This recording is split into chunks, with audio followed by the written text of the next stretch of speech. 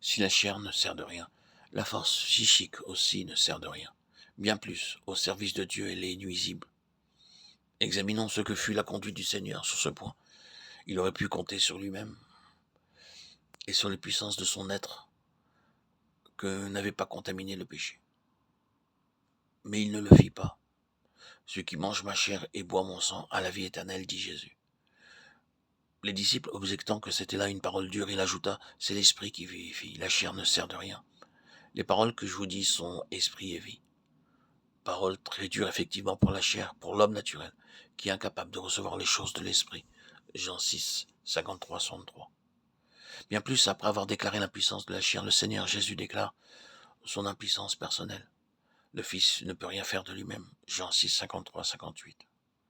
Jamais, en aucune circonstance, il n'agit de lui-même. Il fait, il dit ce qu'il reçoit du Père. Mon Père qui demeure en moi fait les œuvres que je fais, dit-il. Veillons donc, comme le fit Jésus, à nous attendre à Dieu pour toute direction à prendre, tout travail à entreprendre, jusqu'à ce que nous discernions ce qui procède de lui et ce qui vient de nous, de telle sorte que nous soyons assurés de sa collaboration dans tout ce que nous pensons et disons. Je ne puis rien faire de moi-même, dit encore le Seigneur, je juge selon ce que j'entends. Jean 5, 30. Je ne suis pas venu faire ma volonté, je ne cherche pas ma gloire. Ces quelques citations, on pourrait les multiplier. Elles suffisent à montrer la position que prit le Seigneur. Elle est aussi celle qui nous convient. Personne ne peut rien recevoir s'il ne lui a été donné d'en haut. Jean 3, 27. Personne ne peut venir à moi si le Père ne l'attire. Jean 6, 44. Il est plus que jamais nécessaire de vivre aujourd'hui en cette complète dépendance du Père Céleste. Le développement des forces psychiques est un si grave écueil pour l'enfant de Dieu qu'il ne doit pas les ignorer. L'enseignement si généralement répandu de la psychologie est aussi un danger. On prétend guérir les enfants de leur faiblesse ou défaillance naturelle par des moyens psychiques au lieu de les convaincre de péché et de conversion nécessaires pour les amener à la régénération.